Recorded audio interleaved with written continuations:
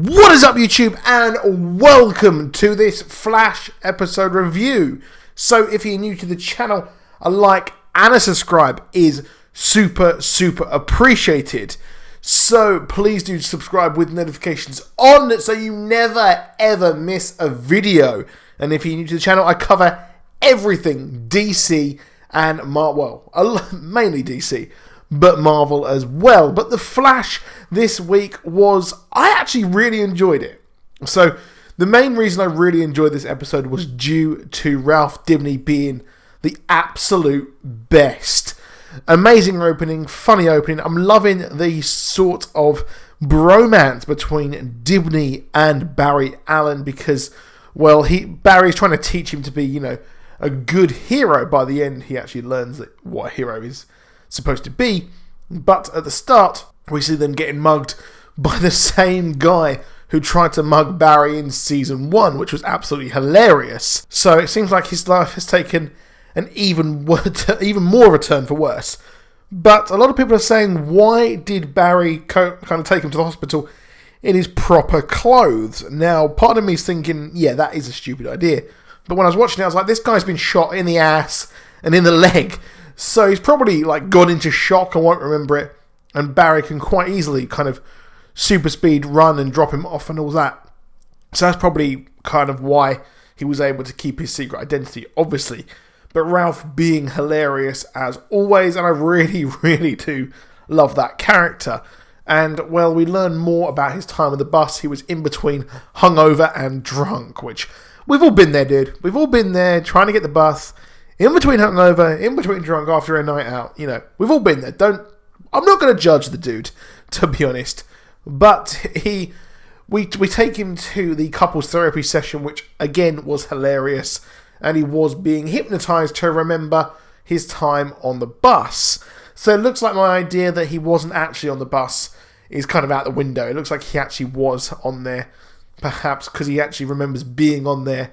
However, it may not actually have been at that point when the dark matter came out, when Barry returns. So, yeah, maybe they'll reveal that, oh yeah, this is what happened. It's when I came out, and they'll be like, well, I don't remember that. And yeah, that'd be quite cool. And it would explain why the Thinkers allowed him to work with him. But I really did enjoy the bromance there. One weak side was the villain, not the actress's fault or the character. It's more the fact that, well, we never really saw much of the character at all. And I'm afraid that the villain development in this season has been a bit, it's been a bit iffy, to be honest. But it's pretty hard introducing a new meta and backstory each week while having a major, so many stories going on at once. I'll kind of forgive it here. But she was the Black Bison. Now, what is quite, I was going to think that this might have been the Black Bison going by the trailer and also the synopsis, but obviously the Black Bison is a dude, and he was in Forever Evil in New 52 and also a Firestorm enemy in the comics, and actually gets the powers from the talisman, which is quite cool here. So it's a bit of a different play on things. And you know what? It's cool. I don't. This is the kind of character I don't mind being changed from genders. Doesn't matter at all because, well, it's a forgettable villain in the comics. So you can actually change this and update it and have it as a female kind of badass, which I actually liked. I didn't mind it. It's just it would have been nice to kind of humanize her just a tad more, out of just being literally a plot point, and that's it. But some very good action from her, very good CGI. Seeing Ralph Dibny have to kind of wrap himself around the good old the dinosaur, making a Jeff Goldblum reference, which was absolutely hilarious. So really the only downside there, I think, would be really just the villain not getting as much kind of backstory or anything like that. Same thing with the Weeper last week, which was a shame. So I guess these people aren't really going to get much screen time until we learn why the Thinker has actually arranged them all to work together and stay at Iron Heights. Yeah, so there is that. But the episode, I was really excited for this because we had the Council of Wells, and we thought that, well, it would be kind of like Rick and Morty, but obviously, having Harrison Wells. And it fell completely flat. It fell almost cringeworthy. So the first one was a German stereotype. And I was like, oh, come on. I'm not German and I was offended. It was absolutely awful and it was a real shame and the accent was freaking terrible. Absolutely terrible. And next up we had a Hugh Hefner ripoff. We had Gandalf. Why? And then we had a Mad Max ripoff from Earth 22, which is actually the designated Earth of the Kingdom Come storyline. So I'll let you guys go and check out Kingdom Come as well. That is a stunning comic book. And I highly recommend you go and check out Kingdom Come. It's pretty much where the world is going to end. And it's where we were introduced to Gog and Magog as well as villains, I believe. Obviously, you have the Kingdom, then you have Kingdom Come. So yeah, go and check that out. Those comic books are stunning. I mean, it has some of the best work by my favourite comic book artist, Alex Ross. So yeah, you can go and check that out. But why didn't you have them mention something from Kingdom Come? That'd have been fantastic. But I guess they don't want to do that. So the suit that the elongated man has is very similar to the comics in the fact that it's the same colour. So the first one where we see him in the iconic cover with the Flash, yeah, we see that, but it's not like that at all. And I love the fact they went, where's my super suit? Just like Samuel L. Jackson's character in The Incredibles. So again, another pop culture reference there. Absolutely hilarious. And his complete and utter kind of disappointment in that was something else and really, really funny. But we finally take a look at the Thinker.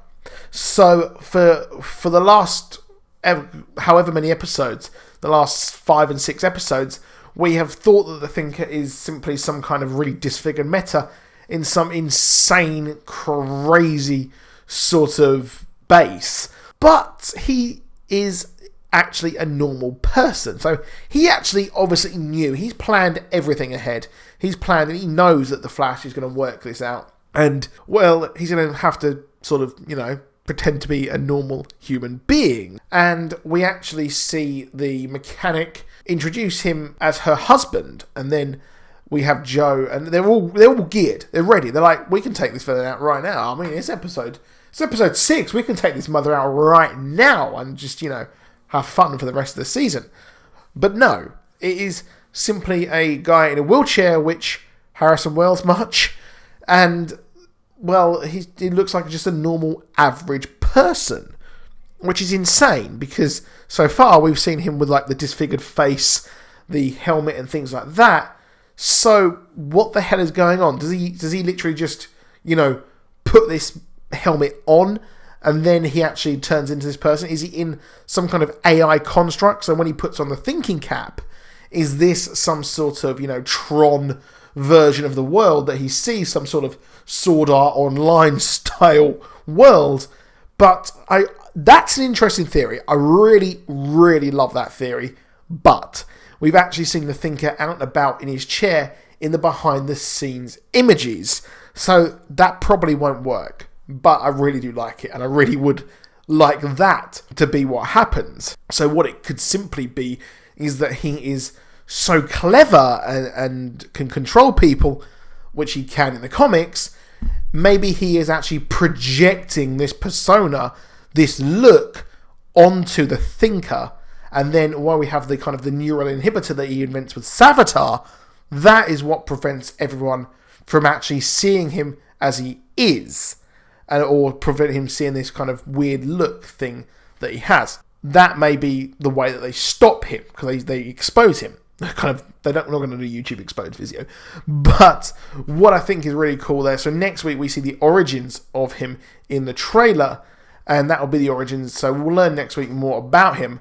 But what I'm predicting here is that in that trailer, we see him going mad. We see Barry going mad, And what I think the Thinker is going to set him up for murder, and then we're going to see the trial of the Flash.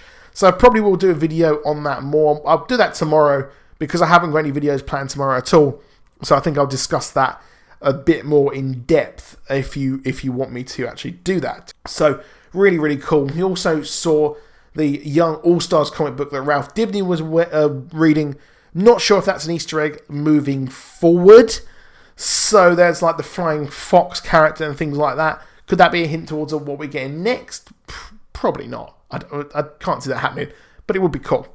So let me know what you think in the comments. What do you think the Thinker's plan actually is? And I am super pumped for next week's episode. And The Flash is continuing to be the best Arrowverse show right now. In my opinion, of course, before you absolutely cry in the comments. So that is it. Please do drop a like. Please do subscribe. I'll see you soon. Goodbye.